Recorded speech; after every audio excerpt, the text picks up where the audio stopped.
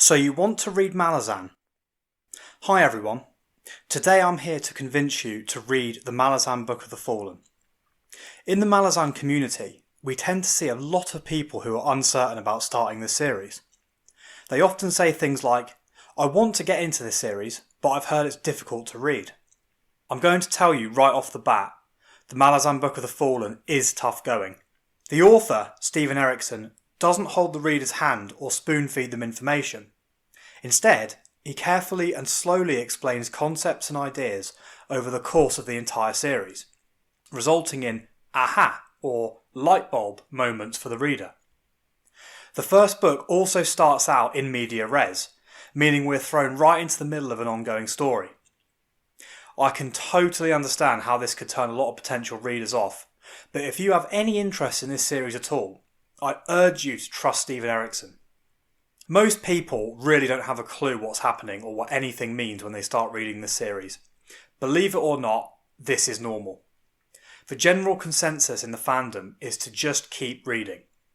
I know that sounds utterly ridiculous, and you're not going to understand much at the beginning, but you will be hit with some absolutely mind-blowing magic, characters and set pieces which will likely keep you turning the pages like crazy. For those of you completely new to Malazan, I'll talk for a little bit about what exactly Malazan is.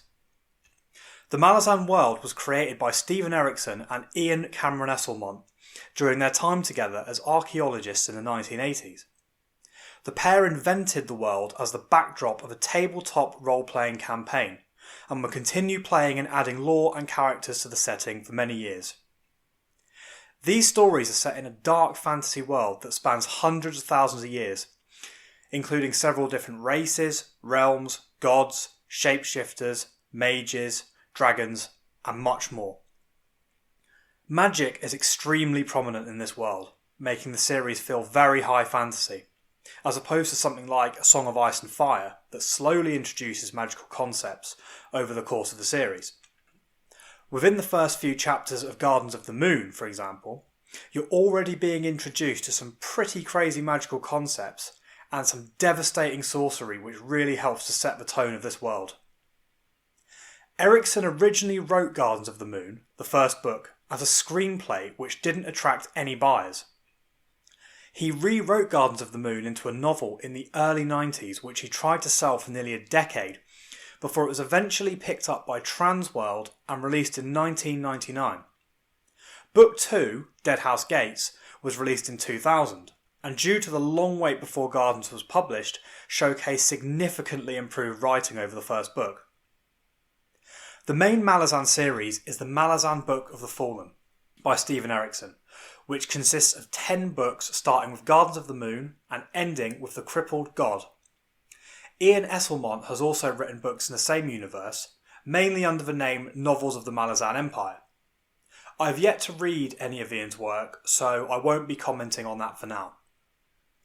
If you really want to start this series, you need to know the best place to start. With the amount of prequels, sequels and spin-off books, new readers tend to get confused about exactly where to begin. Tor's blog wrote an article in 2017 about the author's intended reading order. The article claims to have asked the authors which order to read the books in, but this has been widely criticised by fans as being a strange and confusing order for new readers. Most people will tell you to start with Book 1 of the Malazan Book of the Fallen, Gardens of the Moon, and read those 10 books in order before moving on. Those people would be correct. One of the complaints I often see about the Malazan Book of the Fallen is to do with the characters. A lot of people think they're quite generic or have a bit of a copy-paste feeling. While I do agree to a certain extent with some of these criticisms, Erikson has arguably introduced some of the greatest fantasy characters of all time, such as Anomander Rake, Fiddler, Whiskeyjack, Tavore, Quick Ben, Icarium, Trull, Karsa Orlong, Coltaine, Gesler and Stormy, Tehel and Bug, and an absolute ridiculous amount of others. I might have gone on a little bit too long there about those characters, but fans of the series I'm sure will understand. Talking of characters, Erikson shows off his own take on some fairly cliché fantasy races, such as Dark Elves and Orcs, and also throws in some others that you've probably never before come across in any other fantasy series. All in all, this is a tough series that doesn't hold your hand. Things are rarely outright explained or info dumped to the reader. You've just got to accept this fact, suck it up and enjoy the ride. This series is long. Most of the main 10 books are over 1,000 pages, and the series contains nearly 700 named characters, although a completely accurate figure isn't available. Another interesting thing about this series is it wasn't written in chronological order. Book 2 is set on a different continent with a new cast of characters to Book 1. Book 3 is a sequel to Book 1. Book 4 is a sequel to Book 2. And Book 5 takes place on a new continent with a new cast of characters and is set before Book 1. I won't go on about every book in the series, but I did think it was necessary to make you aware of this beforehand, as it can be quite jarring picking up the next book only to realise you're reading about an entirely new group of characters. If you think you're ready to dive in, I'd say to you, pick up Gardens of the Moon and just read. Don't get too caught up in rereading pages or chapters. The likelihood is you haven't yet got any context for what you're reading, so trying to reread the early chapters for any clues probably isn't going to help at this point. One more small thing if you do decide to read this series, don't Google anything. Simply Googling one character's name presented me with a huge spoiler very early on in my journey through the series. If you need something answered or have a question, I urge you to head on over to the Malazan subreddit, where strict spoiler policies are in place. The subreddit is very well moderated and the fans there are serious about not spoiling the story for anyone. All in all, this series is for me one of the best fantasy series, but also one of the most difficult series I've ever read. Regardless of its difficulty at times, the experience of reading this series is unbelievably rewarding, even more so on a reread. The ending is satisfying yet unexpected whilst you're reading it. However, when looking back, it seems to make complete sense and is in line with the main themes and concepts of the series as a whole.